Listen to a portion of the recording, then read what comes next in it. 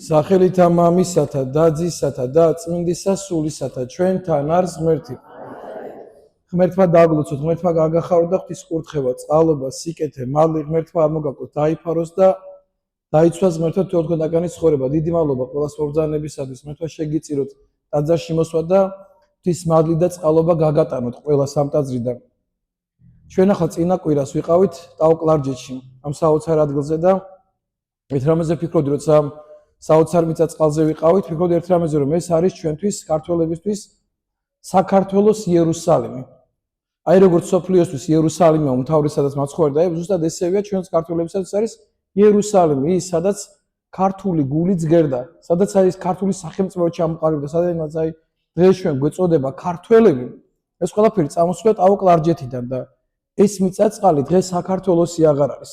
წარმოიდგინეთ, ეს საოცარი მიწა-წყალი, საიდანაც ქართველი მეფეები, სადაც ბაგრატიონები წამოვიდნენ, სადაც ეს ყველაფერი ჩამოყალიბდა, სადაც ეროვნული აზროვნება ჩამოყალიბდა, სადაც წმინდა გრიგოლ ხასტელი თავის მოწაფეებთან მოღვაწეობდა, დღეს ეს ტერიტორია საქართველოს არ ეკუთვნის. და ვფიქრობდი ერთ რამეზე, როცა ამ ტაძრებში დავდიოდით, ვფიქრობდი აი სულ ერთ რამეზე ვფიქრობდი, რომ დანგრეულ ტაძრებს ვუყურებდი, ამ განადგურებულ ტაძრებს, შეჭმულ ტაძრებს.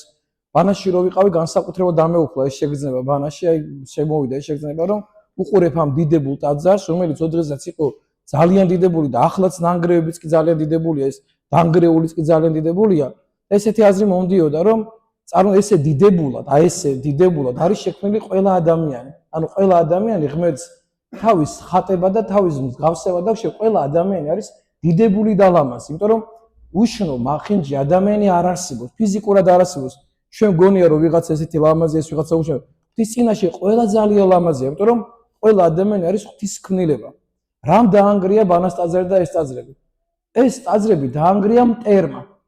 ანუ ეშმაკის შთაგონებამ, ანუ მტერმა დაანგრია ეს ტაძრები. ანუ მტერი შეესია ამ ტაძარს და ეს ტაძრები გაანადგურა და მოსყო ეს ტაძრები. თუ ტაძარს ატეტრისგან არ დაიცავა, ანუ არ იქნება შემზღუდავი ზღუდეები, დამცავი ქალაქი თუ არ იქნება მისი გული, ჯარი თუ არ უყურება ესეთი ქალაქებს მტერი უაჭურად აგინგრევს ამას და წაგართვებს და გაგინადგურებს ამ ყველაფერს. ზუსტად ესევე ადამიანი. მტერი ვინ არის? მტერი არის ეშმაკი.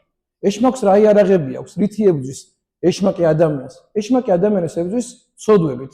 მტერს აქვს იარაღი აქვს დამანგრევებითაც ტაძარებითაც შენობა ინგრევან, შეაგზავნეს იქ თავის ადამიანს, რომელიც კარებს გაუგებს და შევლენ და დაიპყრობენ იმას, იმ ქალაქს. ესე არის ეს მტერი და წარმოიდგინეთ ჩვენც ადამიანები ამ ღვთის ხატება და მსგავსებას ამ ტაძარს ვანგრევინებთ ამ მტერს, ვანადგურებინებთ ამ მტერს. ამ ჩვენ ტაძარს, ამ საოცარ ულამაზეს ღვთის ქმნილებას ადამიანები ანგრევენ და ანადგურებენ. ეს ტაძრებიც ერთი რამის გამოაშენა, რომ იქ ღმერთი უნდა დამკვიდრებულიყო იმ ტაძარში. ეს ტაძარს ახლა რატო ვაშენებ ჩვენ ამ ტაძარს? ერთი რამის გამოაშენებ, რომ აქ ადამიანები შემოვიდნენ და ღვთის მადლი წაიღონ ამ ტაძარს. ეს ტაძარი არის ქრისტეს სხეული. მაგრამ ეს ქრისტეს სხეული ამაში ადამიანი აქ შემოდის და ამ ტაძრიდან მადლი მიაქვს. და წარმოვიდგინეთ ადამიანები ამ სულიერ ტაძარს ამ ცოდვებით ანგრევენ. ანადგურებენ ამ ტაძრებს, არა აქვს შემომზღუდავი ზღუდეები ადამიანებს,